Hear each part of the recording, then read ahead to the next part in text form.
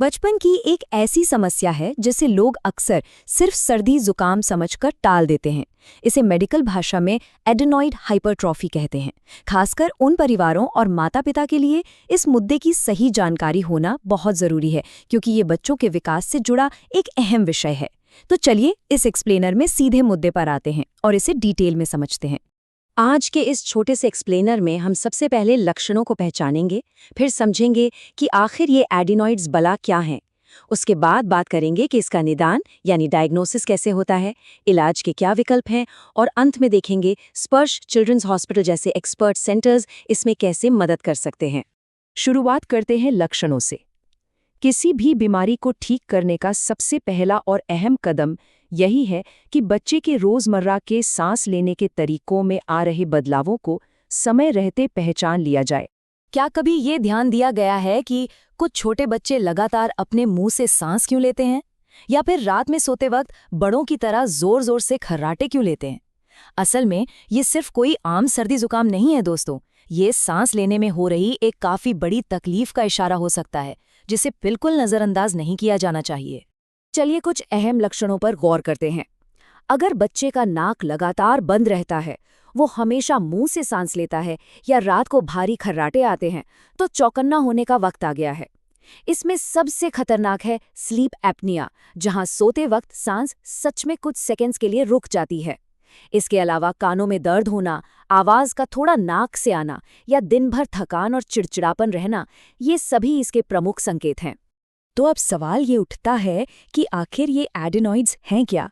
इन सारे लक्षणों के पीछे हमारे शरीर का कौन सा हिस्सा जिम्मेदार है? देखिए, एडेनॉइड्स दरअसल छोटे छोटे टिश्यूज होते हैं जो नाक के बिल्कुल पीछे और गले के ठीक ऊपर वाले हिस्से में स्थित होते हैं। अब होता क्या है कि जब इनमें सूजन आ जाती है या इनका आकार बढ़ जाता है, तो हवा आने जाने के रास्ते में रुकावट पैदा हो जाती है। बस इसी कंडीशन को मेडिकल भाषा में एडेनॉइड हाइपरट्रोफी कहते हैं। और डेटा की माने तो बच्चों में इसका प्रभाव लगभग 34% से भी ज्यादा देखा गया है, जो कि सच में काफी बड़ा आंकड़ा है। इसे समझने का एक बहुत आसान तरीका है। एडेनॉइड्स को हमारे इम्यून सिस्टम यानी रोग प्रतिरोधक क्षमता का सिक्योरिटी गार्ड मान लीजिए। छोटे बच्चों में ये गार्ड्स बिल्कुल फ्रंटलाइन पर खड़े होते हैं और बाहर से आने वाले किसी भी बैक्टीरिया या वायरस को शरीर में घुसने से रोकते हैं। यही सबसे बड़ी वजह है कि शुरुआती बचपन में ये गार्ड्स सबसे ज्यादा एक्टिव होते हैं। अब दिमाग में एक सवाल आ सकता है कि इन सिक्योरिटी गार्ड्स में सूजन आखिर क्यों आती है। होता यह है कि जब ये गार्ड्स लगातार बहुत सारी इन्फेक्शंस, वायरस या एलर्जी से लड़ते हैं, तो वो लिटरली थक जाते हैं और ओवरवर्क करने की वजह से उनमें सूजन आ जाती है।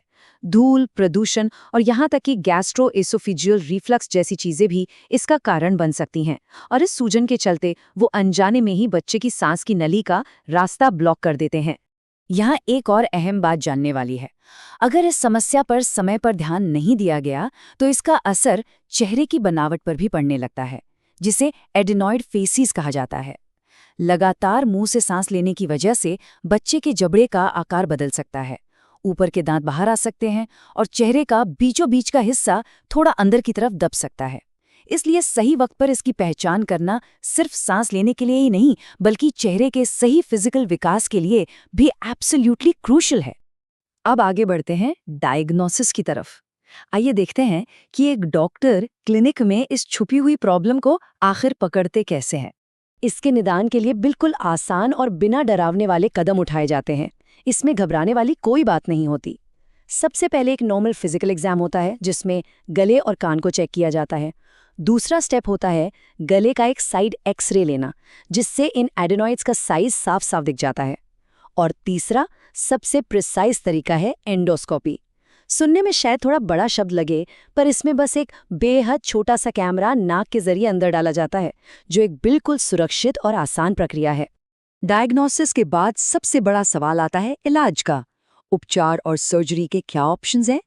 मेडिकल साइंस के पास इसके पुख्ता और कारगर समाधान मौजूद हैं, ताकि बच्चे फिर से आसानी से सांस ले सकें। इसके इलाज को हम मुख्य रूप से 2 हिस्सों में बांट सकते हैं। अगर केस माइल्ड है या शुरुआती इन्फेक्शन है, तो मेडिकल ट्रीटमेंट से काम चल जाता है। इसमें एंटीबायोटिक्स, नाक के स्प्रे और एलर्जी की दवाइयां दी जाती हैं। इसे कंजर्वेटिव मैनेजमेंट कहते हैं। लेकिन अगर रुकावट बहुत ज़्यादा है और बच्चे को स्लीप एपनिया की शिकायत है, तब सर्जिकल ट्रीटमेंट की ज़रूरत पड़ती है, जिसे एडिनॉइडेक्टमी कहते हैं। ये एडिनॉइड्स को निकालने की प्रक्रिया है। सबसे अच्छी बात यह है कि ये सिर्फ 1 दिन की सेफ प्रोसीजर है, जिसमें बाहर से कोई भी कट या टांका नहीं लगता। सर्जरी की नौबत आखिर कब आती है? देखें, जब स्लीप एपनिया प्रेजेंट हो, नाक पूरी तरह बंद रहने लगे, कानों में बार बार इन्फेक्शन हो रहा हो, या फिर दवाइयों से लिटरली कोई फायदा ना हो रहा हो, तब सर्जरी ही सही रास्ता होती है। ये क्लियर करना ज़रूरी है कि बचपन में की जाने वाली ये सर्जरी बेहद आम और सेफ है।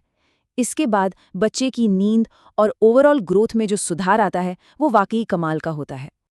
अब आते हैं इस चर्चा के आखिरी हिस्से पर, जहां स्पर्श चिल्ड्रंस हॉस्पिटल की देखभाल का जिक्र करना लाजमी है, जो स्रोतों में एक बेहतरीन स्थानीय विकल्प के तौर पर दिया गया है। स्रोतों की माने तो स्पर्श चिल्ड्रंस हॉस्पिटल ऐसे केसेस में बच्चों की देखभाल के लिए एक समर्पित और एक्सपर्ट सेंटर के रूप में उभर कर आता है। ये एक ऐसी जगह है जिसे स्पेशली पीडियाट्रिक केयर के स्टैंडर्ड्स को ध्यान में रखकर बनाया गया है। इस हॉस्पिटल की कमांड संभालते हैं डॉक्टर मनीष ए सनारिया। वो एक नियोनेटल और पीडियाट्रिक एक्सपर्ट होने के साथ साथ एक पीडियाट्रिक न्यूट्रिशन स्पेशलिस्ट भी हैं। MBBS, DCH, PGPN और LLB जैसी उनकी क्रेडेंशियल्स दर्शाती हैं कि यहाँ बच्चों को एक बहुत ही क्वालिफाइड और भरोसेमंद मेडिकल केयर मिलती है। माता-पिता के लिए ये जानना काफ़ी रियश्योरिंग होता है। अगर इस हॉस्पिटल तक पहुँचना हो तो स्रोतों में इसकी पूरी जानकारी दी गई है। ये मोरबी में शानाला रोड पर ओल्ड पूजा हॉस्पिटल के पीछे सद्गुरु शॉपिंग के फर्स्ट फ्लोर पर स्थित है। जनरल इंक्वायरी या किसी भी इमरजेंसी के लिए यहाँ नंबर्स भी उपलब्ध हैं, ताकि संकट के समय बिना किसी परेशानी के सीधे मदद ली जा सके। इस अस्पताल का मिशन स्टेटमेंट उनके नज़रिए को बहुत खूबसूरती से बयान करता है। आपका स्वस्थ बच्चा और सुंदर मुस्कान हमारा मिशन है। ये एक ऐसी लाइन है जो सच में परिवारों को एक गहरा भरोसा देती है और बच्चे की सांस जैसी चिंताओं से जूझ रहे माता-पिता को बड़ी राहत देती है। तो इस पूरे एक्सप्लेनर का सार ये है कि इन लक्षणों को पहचानना सिर्फ एक शुरुआत है। सोचने वाली बात ये है कि क्या आज का एक छोटा सा वक्त पर करवाया गया चेकअप किसी बच्चे के आने वाले कई सालों की नींद और सांस की तकलीफों को हमेशा के लिए खत्म नहीं कर सकता? बिल्कुल कर सकता है। इसलिए बच्चों के मुंह से सांस लेने या खर्राटों को अब कभी भी हल्के में नहीं लिया जाना चाहिए।